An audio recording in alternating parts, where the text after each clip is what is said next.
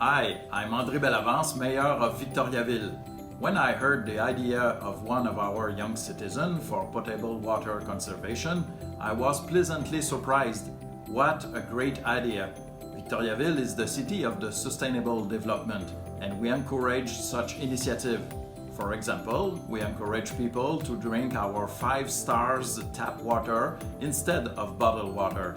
Thank you, Elizabeth. Have a good World Plumbing Day. No, thank you. Today, March 11, is the World Plumbing Day, a day to remember all the wasted water in municipal drains across the world. In order to prevent wasting thousands of glasses of drinking water, I invite all restaurant owners to raise awareness by offering to refill their customers' glasses only if they really need to drink.